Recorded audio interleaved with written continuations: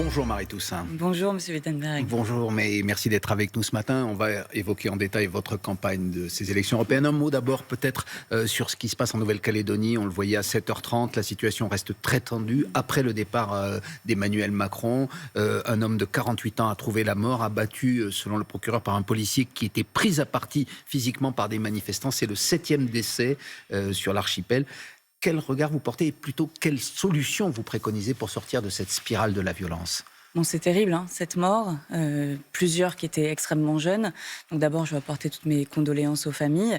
Ce qu'il faut faire aujourd'hui, ce qu'il faut absolument faire, c'est rétablir le dialogue. On a vu Emmanuel Macron aller sur place. On a eu l'impression que ça permettait d'apaiser un peu la situation. Mais qu'est-ce qui s'est passé ? Emmanuel Macron, il ne revient sur rien. Et donc, il ne revient pas sur cette loi constitutionnelle, sur le dégel du corps électoral, qui est ce qui a mis le feu aux poudres. Il ne propose pas, ainsi que je l'ai demandé avec d'autres, avec d'anciens premiers ministres aussi, mais de remettre sur place un processus qui soit un processus impartial. On a besoin de désigner une personnalité républicaine incontestable pour reprendre les négociations vers un accord politique global, Monsieur Wittenberg. Le retrait de ce projet de loi, c'est ça le préalable, ce n'est pas d'abord le retour à l'ordre, le préalable ? On voit bien que le retour à l'ordre, il est difficile à mettre en place. Comment est-ce qu'on le garantit, le retour à l'ordre ? C'est en mettant en place les conditions en faisant cette concession, de ce dialogue. Mais en disant, dans les dernières années, tout a été mal emmanché.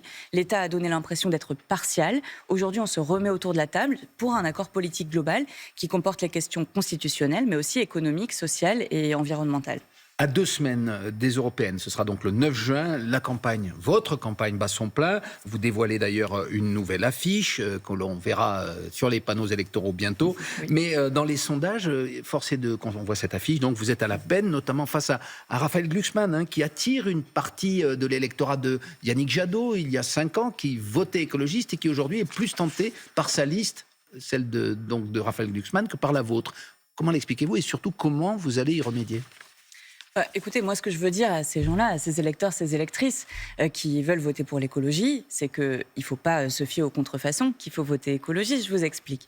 Sur la liste de Raphaël Glucksmann, on a des gens, des colistières, des colistiers qui défendent des pistes de ski en plastique dans des aires naturelles dans les Pyrénées ou encore une autoroute, la 69, qui est décriée par des milliers de scientifiques. Sur le terrain, c'est comme ça. Et au Parlement européen, les socialistes, quand vient le moment du choix entre la préservation du modèle économique dominant actuel, par exemple sur la politique agricole commune, ils font en permanence le choix de la protection de ce modèle économique plutôt que le choix de l'écologie en votant pour les méga-camions, pour l'austérité ou le détricotage environnemental de la PAC. C'est plutôt une liste anti-écologique. Vous avez cité des exemples précis. Oui. C'est la ligne défendue par Raphaël Glucksmann lui-même. Vous entendez cela, cette musique-là dans cette campagne ? Raphaël Glucksmann, vous savez, c'est la tête de gondole qu'on met devant pour cacher les ambiguïtés socialistes. Moi, ce que je dis à ces électeurs et ces électrices, c'est attention à ne pas voter pour le produit sympa qu'on a mis en vitrine le 9 juin et de se retrouver avec le retour de François Hollande le 10. Si vous voulez voter écologie, il n'y a pas d'autre choix que de voter écologiste. Le produit sympa, c'est plutôt vous, si je vous comprends bien. Je reprends votre expression. Le produit sympa, ça c'est sûr, je suis aussi un produit sympa. Manon Aubry, tête de liste de la France Insoumise, elle aussi, elle se revendique de l'écologie. En tout cas, elle dit qu'il y a des mesures dans son programme qui correspondent à la transition écologique et qui vont même plus loin, dit-elle, que ce qui est mené actuellement. Elle était d'ailleurs hier présente devant le siège du groupe Amundi. Pourquoi ? Parce qu'Amundi, c'est l'un des principaux actionnaires du groupe Total. Et il y avait une manifestation annuelle, disons, contre ce groupe pétrolier. D'ailleurs, vous n'y étiez pas pour cause de campagne, mais vous soutenez ces mouvements. Là, c'était contre Amundi, contre Total, même quand il y a des exactions. C'est mérité pour vous. C'est logique en tout cas. Pourquoi faut-il une mobilisation pour demander à Total et ses actionnaires de respecter l'accord de Paris, de cesser de détruire la planète ? Ça me semble parfaitement logique, légitime. Et effectivement, j'y suis d'habitude tous les ans. Là, on voit sur vos photos, vos vidéos, qu'il s'agit en priorité de jeunes non violents, qui demandent simplement à respecter la planète et qui ont été réprimés par les forces de l'ordre, parfois à base de coups de poing. Et moi, je suis extrêmement inquiète de cette répression qui est une double faute, à mon sens, à la fois une atteinte à la démocratie, mais aussi une erreur de la part de l'État de protéger les pollueurs plutôt que de protéger celles et ceux qui veulent protéger notre planète, notre avenir commun. Vous savez, en continuant de creuser des puits de pétrole et de gaz, Total creuse tout simplement notre tombe. Et donc, il faut absolument agir. Et l'État ferait mieux de pousser Total à sortir de ses investissements dans les énergies fossiles plutôt que de réprimer celles et ceux qui y appellent. Marie Toussaint, dans votre programme, il y a le fonds de souveraineté écologique. Oui. Vous proposez en gros, vous allez nous expliquer ça, de transférer la majorité des actions des plus grosses entreprises pétrolières. C'est bien ça? Oui, c'est ça. Eh bien, c'est comme Mais Total. par la contrainte, en quelque sorte. Oui. C'est une sorte de nationalisation. Expliquez-nous. Au niveau européen. Ouais. On a aujourd'hui des grandes entreprises pétrogazières européennes qui, à l'instar de Total, continuent d'investir dans le pétrole, le charbon et le gaz. Alors que tous les scientifiques nous disent qu'il faut arrêter, les scientifiques du GIEC, mais l'Agence internationale de l'énergie aussi. Si on les laisse faire, ils vont continuer à investir, à se faire des profits, à les réinvestir dans les énergies fossiles. Cela doit cesser.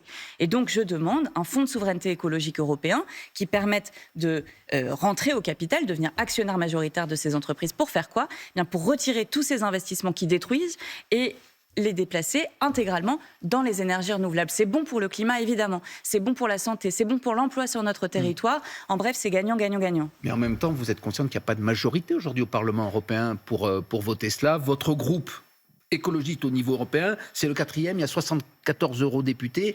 Et si on en croit les différentes enquêtes d'opinion, c'est pas le mouvement qui est le plus en essor dans les enquêtes d'opinion. C'est pour ça qu'il faut se mobiliser, Monsieur Wittenberg. C'est pour ça qu'il faut se mobiliser. Moi, je me souviens, il y a 5 ans, on nous prédisait le groupe le plus petit, un très petit groupe écologiste au Parlement européen. Les électeurs et les électrices se sont mobilisés. Nous avons arraché le pacte vert et nous avons, grâce au vote, et nous avons obtenu des avancées majeures pour le climat, pour la santé, pour mettre les lobbies hors de nos institutions. Et donc, seuls les combats qu'on ne mène pas sont perdus d'avance. Moi, je sais. Vous avez, en 5 ans, il y a un bilan des députés écologistes. Ah bah bien sûr, il y a un bilan. Par exemple, j'ai fait inscrire dans le droit européen, sur certaines décisions européennes. J'ai fait inscrire dans le droit européen les crimes contre l'environnement, les plus graves d'entre eux, les écocides. Personne ne s'y attendait et pourtant on l'a fait. Et c'est le message que je veux passer face au défi climatique et environnemental qui est le défi de notre siècle. On ne peut pas laisser les bras. Il faut y aller, il faut se mobiliser. Quand on se mobilise, ça marche. Donc le 9 juin, vous savez ce qu'il vous reste à faire. En France, néanmoins, comme pratiquement dans tous les pays européens, ce ne sont pas les écologistes, mais les partis nationalistes, souverainistes qui ont le vent en poupe. Est-ce que vous vous attendez, malgré tout, à ce que le 9 juin, il y ait une poussée de l'extrême droite que montrent toutes les enquêtes d'opinion aujourd'hui? Et est-ce que ça ne risque pas d'être ça, le fait majeur de ces élections aujourd'hui? J'en ai bien peur et ça m'inquiète beaucoup. Cette gangrène de l'extrême droite, elle est partout et il faut bien comprendre que ces extrêmes droites, accompagnés des lobbies, ont déjà une influence majeure sur la majorité politique, les conservateurs, les libéraux, les socialistes, qui ont déjà reculé sur un certain nombre de mesures environnementales. On l'a vu au premier trimestre 2024 sur la PAC, sur les méga-camions, sur les OGM, sur l'austérité. Et face à cette digue qui cède, il faut absolument voter écologiste. En somme, le 9 juin, ce sera soit le pacte brun pour l'avenir de l'Europe, c'est-à-dire la destruction de l'Europe et la grande régression environnementale, soit au contraire une nouvelle poussée vers la bifurcation écologique et sociale. Un pacte vert, puisque vous avez parlé de pacte brun. Un nouveau pacte vert, exactement.